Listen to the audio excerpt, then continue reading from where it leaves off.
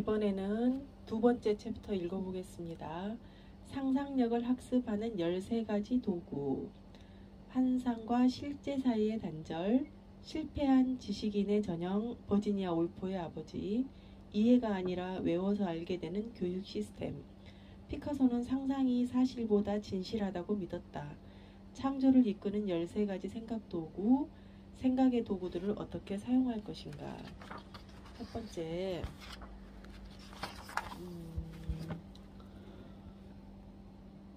환상과 실제 사이에 다리를 놓은 사람들.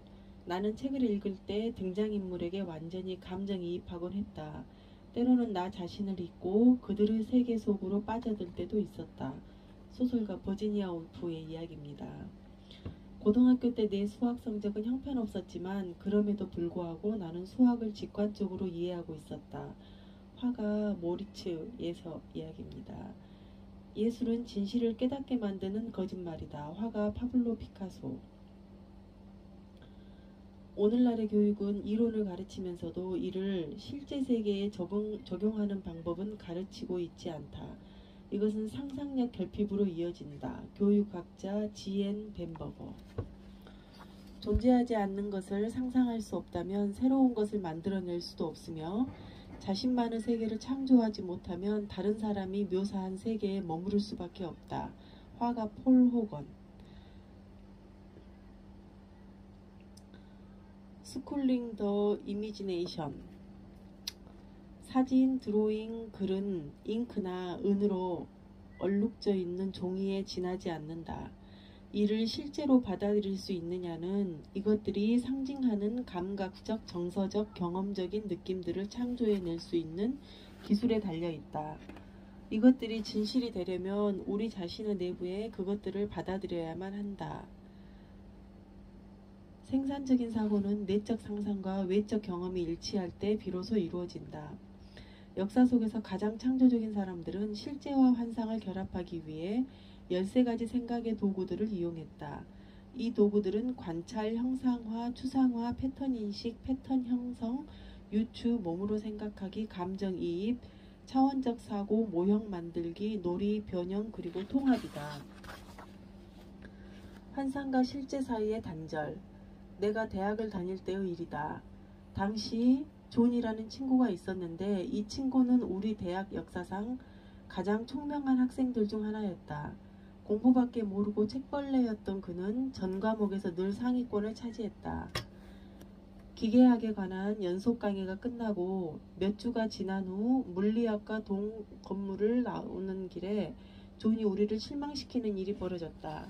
존은 키가 크고 마른 편이었지만 그렇다고 픽픽 쓰러지는 약골도 아니었다. 그가 오래된 강의실의 육중한 참나무 문을 힘껏 밀었지만 문은 아무리 해도 열리지 않았다. 그러다가 우리들 중 누군가가 손잡이 부분을 한번 밀자 강의실 문은 너무도 쉽게 활짝 열렸다. 어떻게 그렇게 쉽게 열었지?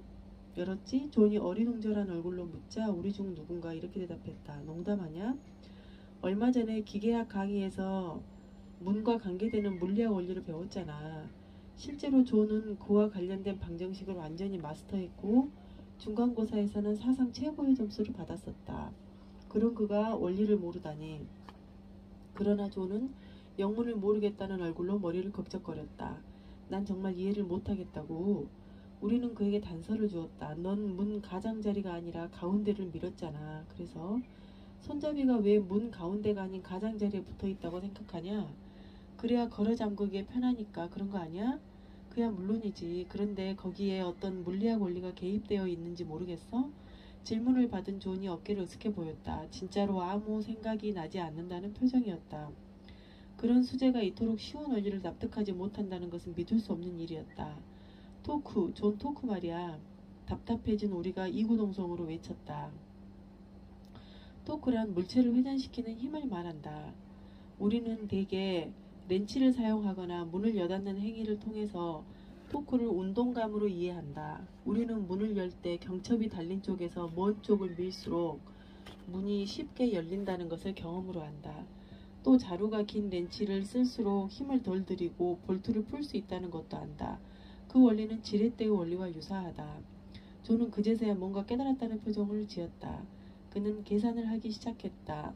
만일 문의 크기를 x로 놓고 회전축에서부터 힘이 가해지는 지점까지의 거리를 y로 놓으면 문의 가운데가 아닌 가장자리에 힘을 가할 경우 적은 힘으로 문을 열 수 있다는 답이 나온다. 존은 불과 몇 분 만에 계산을 끝냈다. 문제는 존이 머릿속에 있는 이론과 자신이 겪고 있는 실제 세계의 물리학적 경험을 연결시키지 못한다는 데 있었다. 그는 물리학 시험에 나온 토크 문제를 수학 공식을 이용해 풀긴 했지만 그때는 그저 토크 방정식의 환상을 보았다고 해야 할 것이다.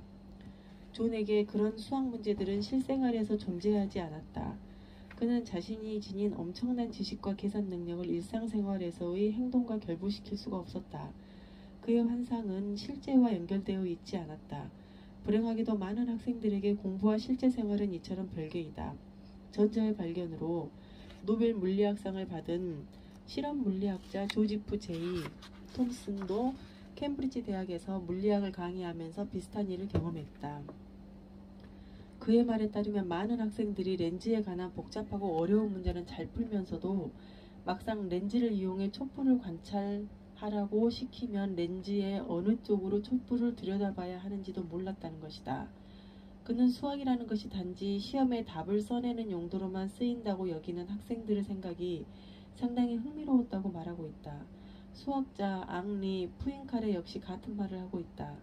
중등교육을 받은 학생들이 학교에서 배운 기계학 지식을 실생활에 전혀 응용하지 못한다는 사실은 매우 충격적이다.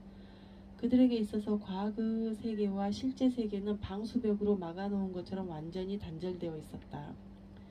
이와 같은 학교 지식과 실제 경험 간의 단절 현상은 오늘날 교육에 만연해 있다. 하버드 대학의 심리학 교수인 레온 아이젠버그도 한 심포지움에서 이런 현상을 지적하고 있다. 그는 미적 분학에 능동한 MIT 학생들조차 막상 이를 물리학에 응용하려고 할 때는 속수무책인 경우가 많다고 했다. 인류대학에서 물리학 강의를 듣는 학생이라면 상대성 이론을 나타내는 아인슈타인의 방정식을 수학적으로 풀 수 있는 실력을 지니고 있다. 그러나 이 방정식을 실생활에 적용시킬 수 있는 학생은 몇 명 되지 않는다. 단지 소수만이 아인슈타인이나 리처드 파인먼, 볼프강 파울리, 시릴 스탠리 스미스 같은 물리학 대가들처럼 자신들의 수학적 물리학적으로 이해하고 있는 것을 자유자재로 응용할 수 있을 뿐이다. 너무나 많은 학생들이 조지프 제이 톰슨이나 앙리 푸엥카레 그리고 내 친구 존 사이의 사례에서 보는 것처럼 수학이 무엇을 전달하고자 하느냐를 배우지 못하고 그저 전달 언어로서의 수학을 배울 뿐이다. 그들은 총명하다고는 하나 반만 아는 헛똑똑이일 뿐이다. 정말 그럴 때가 많아요. 실패한 지식인의 전형, 버지니아 울프의 아버지. 이러한 문제는 과학 분야에서만 국한된 것이 아니다. 인문학의 주된 학습법도 실제를 알려주기보다는 의사 전달과 분석에만 치우쳐 있어 똑같은 실패가 되풀이된다. 그 결과 예술가나 작곡가의 꿈을 가진 학생들이 정신적 불구가 되어버린다.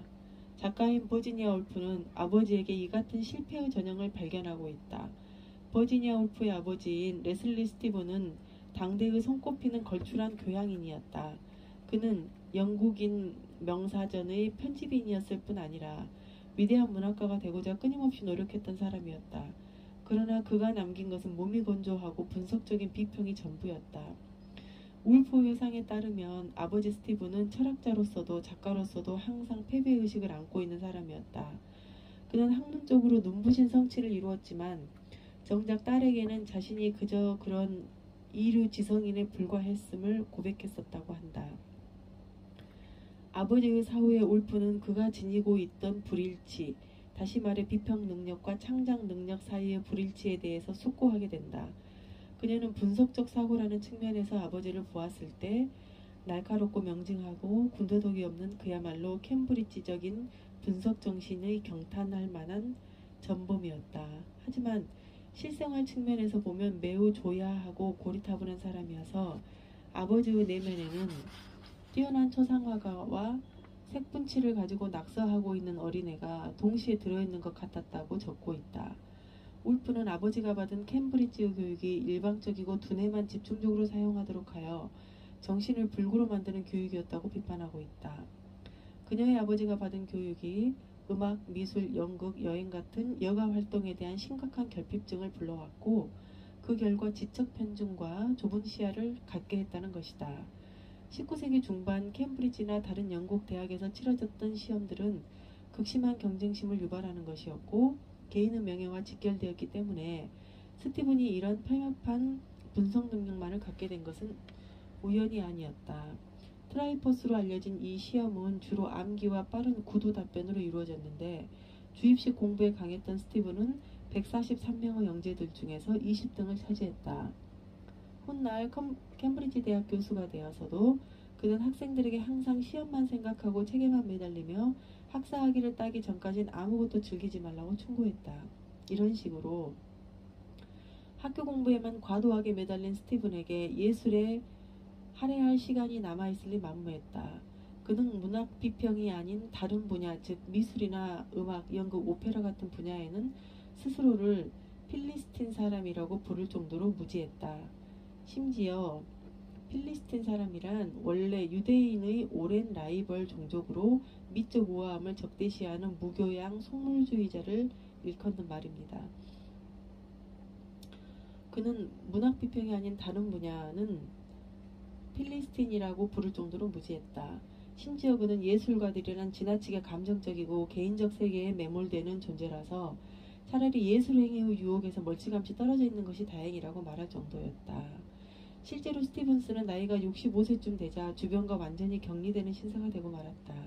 그의 분별력은 급격히 사그라들었고 자신의 감정을 직시하지 않고 거부하며 오히려 허위의식으로 위장했다. 그는 자신이 말하고 행하는 바에 대해 특별히 의식하지 않았으며 다른 사람이 무엇을 느끼는지에 대해서도 전혀 관심이 없었다.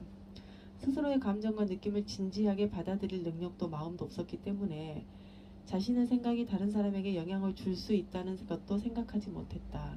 또한 시나 소설 쓰기처럼 타인의 마음을 움직일 수 있는 어떤 일도 할 수가 없었다. 이와는 대조적으로 그의 딸 울프는 괄목할 만한 문학적 성취를 이룩했다. 그녀의 작품은 문장력이 뛰어났을 뿐 아니라 문학적으로도 대단히 혁신적인 것이었다.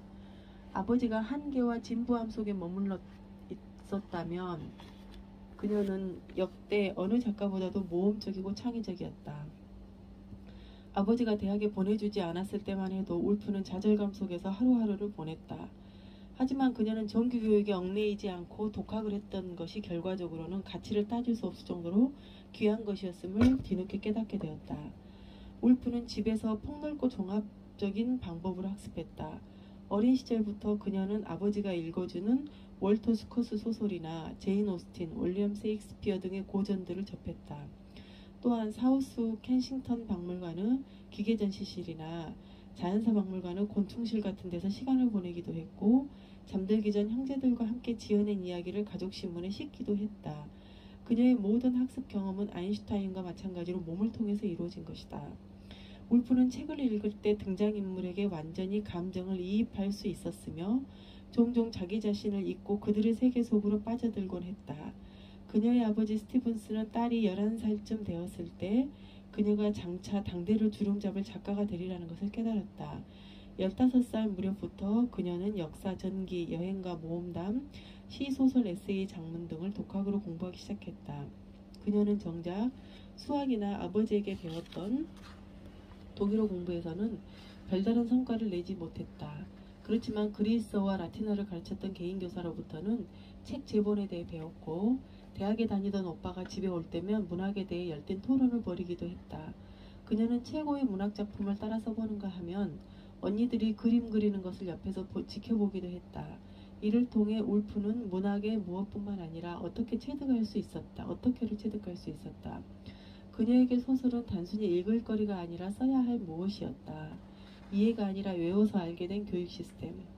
울프가 무엇과 어떻게 분리하는 제도권 교육을 피할 수 있었던 것은 참 운이 좋았다고 할 수 있다. 소설이나 조각, 음악작품을 단순한 하나의 대상, 다시 말해 분석하기 위한 무엇으로 보거나 듣는 것은 환상을 받아들이는 것이다.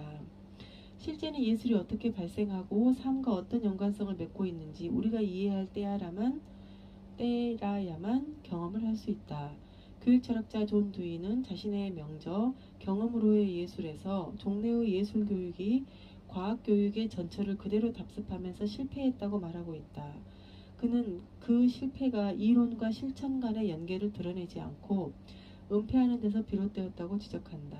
주의에 따르면 우리가 예술 작품을 감상할 때 그것을 형성한 근원적인 경험으로부터 멀어질수록 예술과 무한한 영역 속에서 작품을 고립시키게 된다고 한다.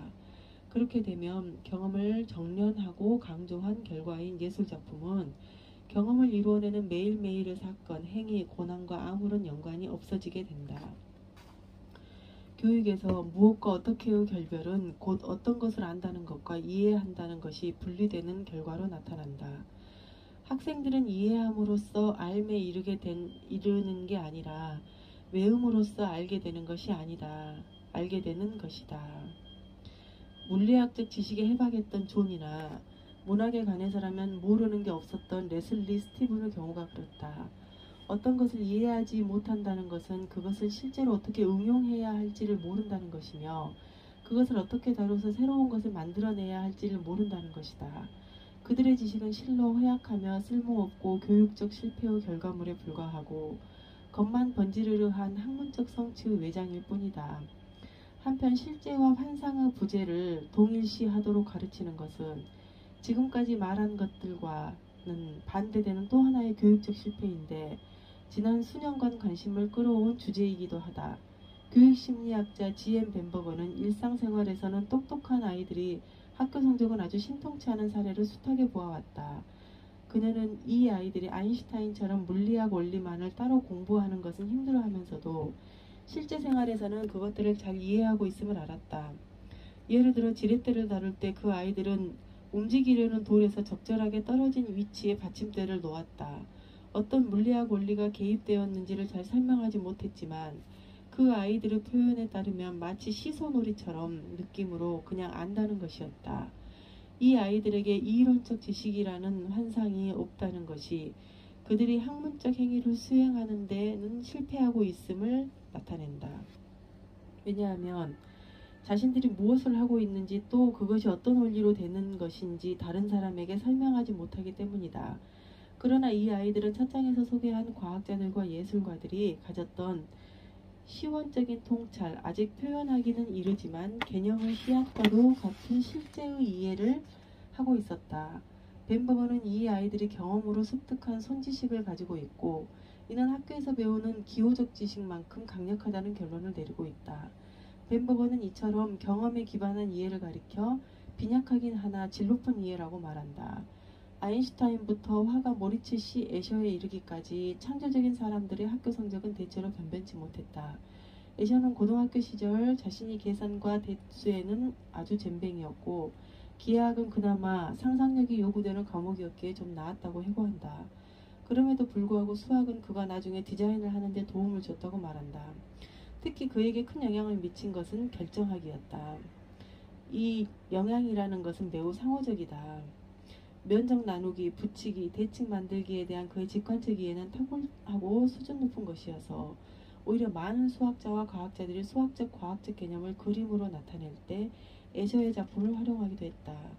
학교에서 수학 성적은 형편없지만 그가 수학을 이해하고 있었다는 것을 그를 가르친 교사들은 전혀 짐작할 수 없었을 것이다.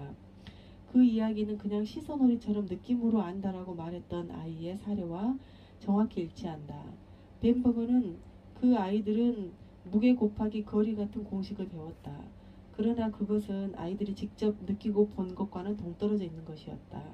가르치는 선생님들조차 일상과 학교 지식을 항상 분리시키고 있었다라고 말한다. 실제로 많은 교사들이 학생에게 모빌 만들기나 조립하기를 과제로 내면서도 정작 본인들은 하지 못했다고 벤버거는 지적한다. 그들이야말로 이론은 알지만 이를 실제 세계에 적용하지 못하는 사람들이다. 그들에게 있어 실제와 환상은 학생들처럼 분리되어 있다. 저도 고등학생들 국어를 가르칠 때 그렇게 합니다. 고등학생들이 국어를 가르치면 교과서에서 주제를 파악하고 모르는 단어를 알아오고 그리고 넘어가거든요. 근데 실제로 국어 공부를 할 때 내가 가장 생각하고 있는 사람, 또 사랑하는 사람, 또 내가 싫어하는 사람한테 분노를 표출할 때 그것을 글로 쓸 수 있어야 되고 그 글 속에는 느낌이나 감정이 있어야 되거든요. 그래서 그것을 먼저 연습을 시키고 그 시를 읽거나 글을 쓸 때 그 대상을 먼저 상상하게 합니다. 예를 들어서 사랑에 대한 시를 읽게 하면은 내가 사랑하는 뭐 대상을 떠올리게 한다든지, 내가 분노를 느끼는 어떤 구절, 또 분노를 느끼는 역사적 사실을 공부할 때는 나에게 분노를 느끼게 했던 대상을 먼저 떠올리게 하죠. 이렇게 해서 정말로 문학이라는 것이 우리의 생각이나 말을 글로 표현해낸 것이라는 것을 먼저 실감하게 한 다음에 문제를 풀게 하고 글을 읽게 하고, 또 읽는 글 끝에는 항상 습작을 해서 쓰게 하고, 이렇게 하는 것은 굉장히 효과적이었던 것 같아요. 자, 다시 본문으로 돌아가서 피카소는 상상이 사실보다 진실하다고 믿었다. 우리는 이제 존과 레슬리 스티븐의 학습에서 무엇이 잘못되었는지를 알게 되었다. 둘 다 과학, 철학, 문학, 역사의 분야에서 다른 사람의 생각을 자신에게 주입시키는 데는 뛰어났다. 그러나 둘 다 미술이건 기계건 실제로 무엇인가를 행하는 능력은 절대적으로 부족했다. 그들에게는 취미가 없었다. 그들은 손이나 마음으로나 무엇을 만들어내지 못했다. 한마디로 그들은 상상력이 부족했고 마음과 몸, 지성과 직관을 연결하는 능력이 결핍되어 있었다. 그들은 사실을 습득했지만 그것의 의미는 상상해내지 못했다. 알기와 이해하기, 그리고 환상과 실제를 분리시킨 교육은 그들의 총명한 머리를 한쪽만 쓰게 만들었다. 그 결과 심각한 장애로 나타난다. 상상할 수 없다면 창조할 수 없다. 작가이자 화가인 폴 호건에 따르면 존재하지 않는 것을 상상할 수 없다면 새로운 것을 만들어낼 수 없으며, 자신만의 세계를 창조해내지 못하면 다른 사람이 묘사하고 있는 세계에 머무를 수밖에 없다. 그렇게 된다면 자기 자신의 눈이 아닌 다른 사람의 눈으로 실제를 보게 된다. 더 바쁜 것은 환상을 볼 수 있는 통찰력을 갖춘 마음의 눈을 개발하지 않는다면 육체의 눈으로 아무것도 볼 수 없다는 것이다. 인류 과학자들은 이 사실을 알고 있다. 그들에게 있어서 환상은 실제에 의해 끊임없이 단련되어야 하며, 이론은 항상 실험과 관찰에 의해 검증되어야 하는 것이다. 작가나 예술가들도 같은 이야기를 한다. 판타지 작가 어슐라 르게는 소설가들은 역시 진실을 열망하고 알고자 하고 말하고 싶어하며 그것에 헌신하려고 한다고 말한다.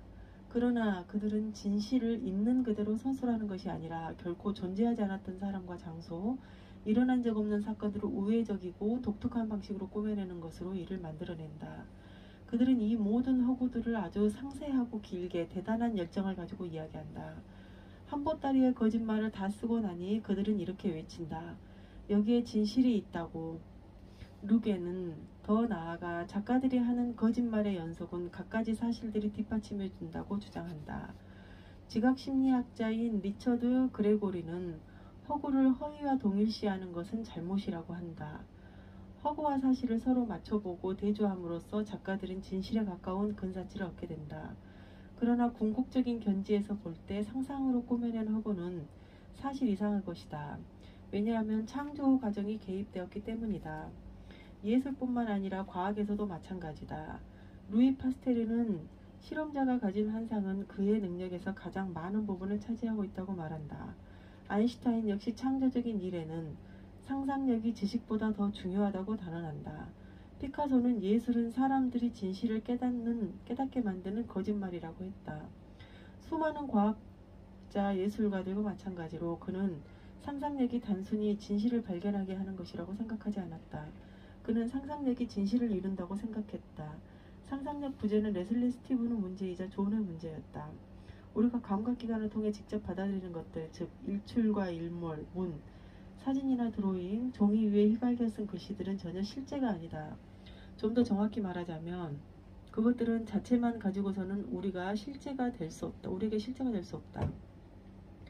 우리가 이해를 창출해내기 위해서는 이런 것들을 상상력을 빌어서 해석해야만 한다.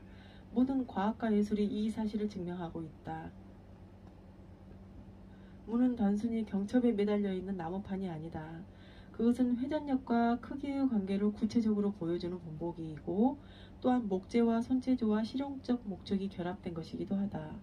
그것은 출구나 입구가 될 수도 있고 예술적인 디자인 작품이 될 수도 있다. 이토록 여러 가지 방법으로 문을 생각한다는 것은 그만큼 여러 가지 방법으로 그것을 지각하도록 요구한다. 존에게는 이것이 너무 어려웠으리라. 지구는 우리가 보는 것보다는 다르게 태양 주위를 돈다. 그리고 태양계의 중심은 지구가 아닌 태양이다. 사진, 드로잉, 글 같은 것들은 잉크나 은으로 얼룩져 있는 종이에 지나지 않는다. 그것들은 그 이름값 하나의 실제로서 다시 나타나는 태어나는 곳은 우리들 마음속이다. 그리고 그것의 탄생은 이것들이 상징하는 감각적이고 정서적이며 경험적인 느낌들을 재창조해낼 수 있는 우리들 기술에 달려있다. 그것들은 진실의 반지를 끼고 있는 허구이다. 그 진실이란 우리가 우리의 내부에 받아들여야만 진실이 되는 어떤 것이다. 생산적인 사고는 내적 상상과 외적 경험이 일치할 때 이루어진다. 창조를 이끄는 13가지 생각도구. 교육자나 독학자, 부모들이 말아야 하는 일이 바로 이것이다. 실제와 환상, 이 둘 재결합하는 일. 창조성이 뛰어난 사람들은 그들의 말과 행동을 통해 그 방법을 알려준다. 그들이 각자 발견한 것들을 한 군데로 모은 것이 이 책에서 말하는 생각의 도구인데 이것이야말로 창조적 이해의 핵심이다. 이 도구들은 관찰, 형상화, 추상화, 패턴 인식, 패턴 형성, 유추, 몸으로 생각하기, 감정이입, 차원적 사고, 모형 만들기, 놀이 변형, 그리고 통합이다. 세상의 모든 지식은 처음에는 관찰을 통해 습득된다. 보고 듣고 만지고 냄새 맡고 맛을 보고 몸으로 느끼는 것들 말이다. 이런 느낌과 감각을 다시 불러내거나 어떤 심상으로 만들어 머릿속에 떠올리는 능력이 바로 형상화다. 실제로 과학자나 화가, 음악가들은 그들이 실제로 보지 못한 것을 마음의 눈으로 보고 아직 세상에 나온 적이 없는 노래나 음악을 들을 수 있으며 한 번도 만진 적 없는 어떤 것들의 질감을 느낄 수 있다. 그런데 이 감각적 경험과 감각적 형상은 너무 많고 복잡하기 때문에 창조적인 사람들은 필수적인 생각 도구로서 추상화를 활용한다. 피카소 같은 화가건, 아인슈타인 같은 과학자건, 해밍웨이 같은 작가건 간에 그들은 복잡한 사물들을 단순한 몇 가지 원칙들로 줄여나갔는데 추상화는 바로 이것을 일컫는다. 이 단순화는 자주 패턴화와 짝을 이룬다. 이 패턴화는 다시 두 부분으로 나뉜다. 첫째, 패턴 인식은 자연의 법칙과 수학의 구조를 발견하는 일뿐만 아니라 언어와 춤, 음악의 운율을 발견하는 것이고 그림의 경우 화가의 형식적 의도를 감지하는 일과 관련되어 있다. 패턴을 안다는 것은 새로운 것을 창조하는 첫걸음이다. 음악이나 미술, 공학 혹은 무용 그 어떤 분야건 간에 기발한 패턴을 형성한다는 것은 단순한 요소들을 예상 외의 방법으로 조합하는 것에서 출발한다. 보다 흥미로운 것은 패턴이 스스로 패턴을 만들어낸다는 것이다. 게다가 패턴 속에 들어있는 패턴을 인식한다는 것은 곧 유추로 이어진다. 명백히 달라 보이는 두 개의 사물이 중요한 특질과 기능을 공유하고 있음을 깨닫는 일이야말로 세계에서 가장 위대한 문학과 예술작품, 불후의 과학이론, 공학적 발명을 이루어내는 일의 중심에 놓여있는 것이다. 생각도구들은 언어와 상징 이전의 것이다.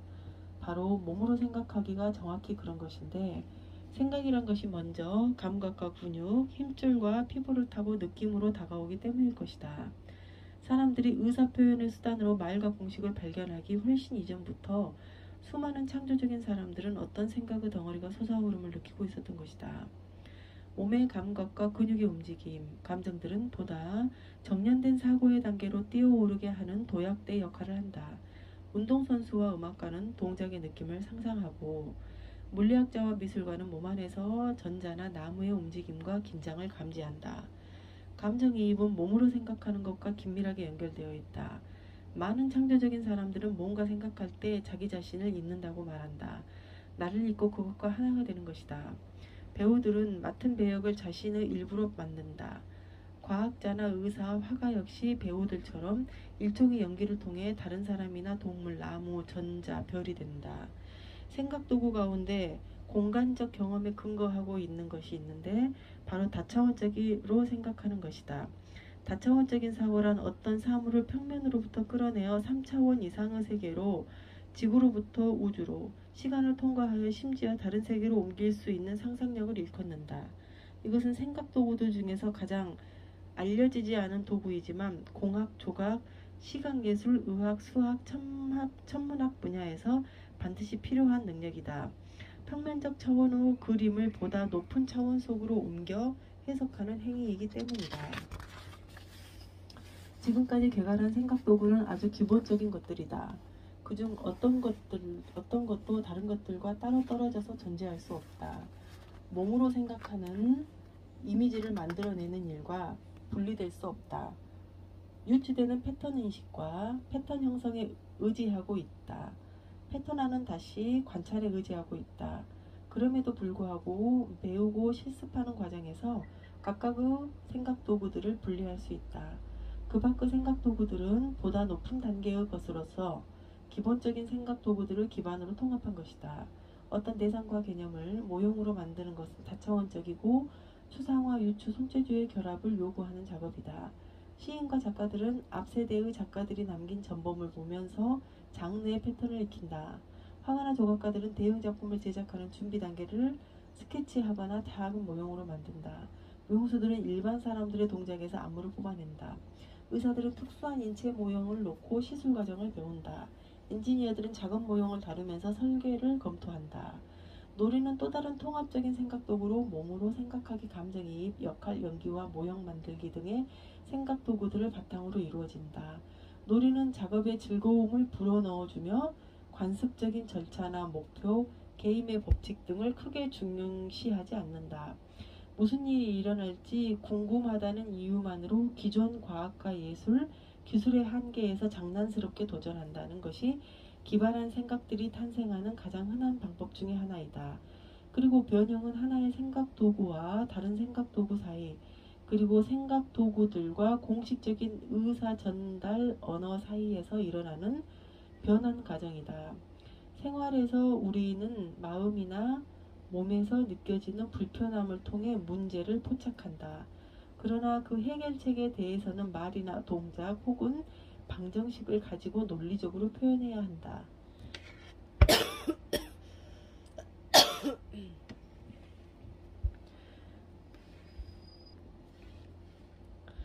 느낌에서 의사 전달로 이해되는 데에는 거쳐야 할 일련의 단계가 있기 때문이다.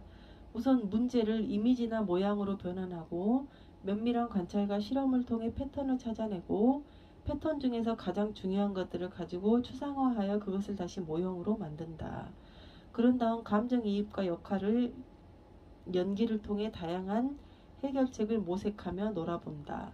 그리고 나서 마지막으로 자신이 깨달은 것을 가장 잘 표현해 줄 수 있는 언어를 찾는다. 변형은 나머지 생각 도구들을 한데 엮어서 하나로 기능하는 전체로 만들고 각각의 기술을 다른 기술과 상호 접합시킨다. 끝으로 가장 중요한 통합은 지금까지 설명한 생각 도구들이 완결이라고 할 수 있다. 왜냐하면 이해한다는 것은 항상 통합적이며 많은 경험의 방식들을 결합하는 일이기 때문이다.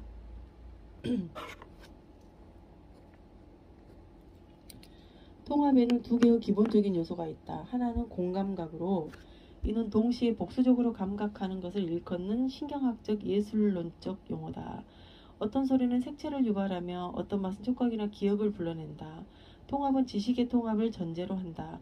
통합된 지식 안에서는 관찰 형상화, 감정이입과 기타 생각 도구들이 유기적으로 작용한다. 이 작용은 앞서 설명한 변형의 경우에서처럼 순차적으로 이루어지는 것이 아니라 동시다발적으로 이루어지며 기억, 지식, 상상, 느낌 등 모든 것들이 따로따로가 아닌 전체로 그리고 몸을 통해서 이해된다.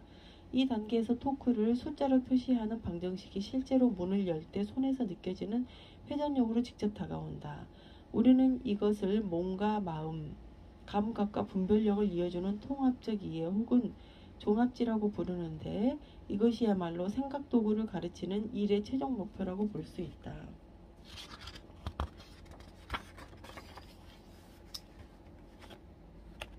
생각 도구들을 어떻게 사용할 것인가? 이상 13가지 생각 도구와 관련해서 6개의 중요한 점들을 거론하지 않을 수 없다. 첫째, 우리 이론은 창조적인 사람들이 실제 사용했던 사고방식에 의해 의존하고 있다. 조각가 브렌트 콜린스는 우리가 말한 생각도구들의 틀 안에서 자신의 창작 과정을 수행하고 이행하고 있다. 그는 작품을 만드는 과정에서 이러한 생각도구들이 어떻게 쓰이는지 다음과 같이 말한다. 맨 처음에 나는 평면적인 형판을 들여다본다. 조각작품을 이루는 전체적인 수학 논리를 이 형판에서 읽는다. 형판은 조각을 만들기 위해 필요한 공간적 사고의 지침을 준다. 그런 다음 보통은 목공도구를 가지고 작업에 들어간다.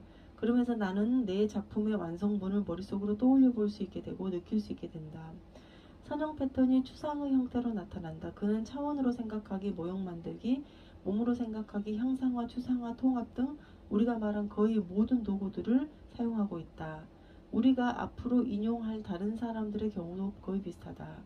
둘째, 우리는 이러한 생각도구에 주목한 최초의 사람들이 아니다. 한 세기 전에 우생학자 프란시스 갤턴은 당시 천재로 불리던 사람들을 연구했다. 그의 관찰에 의하면 그 천재들은 사물을 머릿속으로 상상하는 데 능했고 몸으로 생각했으며 수리적인 관념들을 구체적으로 변형시키는 경향을 보였다. 켈턴의 이 작업은 우리가 창조적 사고를 연구하는 데 도움이 되는 귀중한 통찰을 제공해 주었다.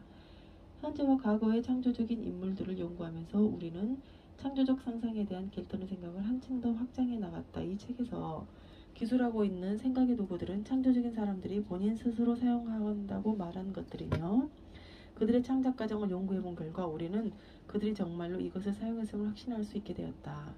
셋째, 우리는 이 도구들이 환상과 실제 사이에 다리를 놓아 통합적 이해를 가능하게 해줄 것이라고 생각한다.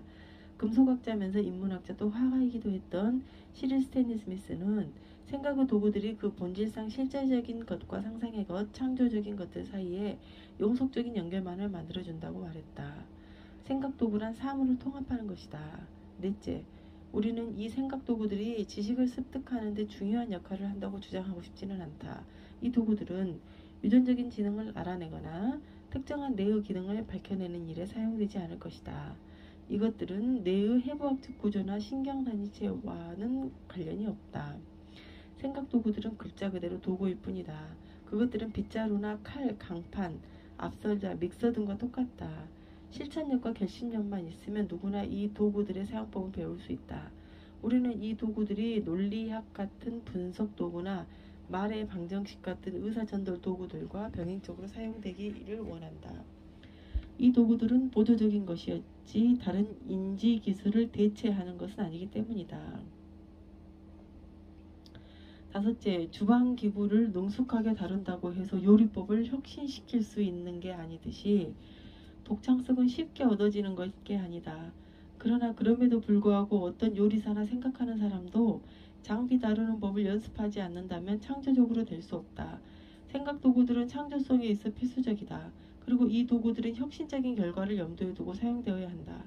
끝으로 이 도구들을 일터나 집에서 사용할 수 있지만 가장 중요한 쓰임새는 교육에 있다. 우리의 교육 시스템이란 것은 우리들의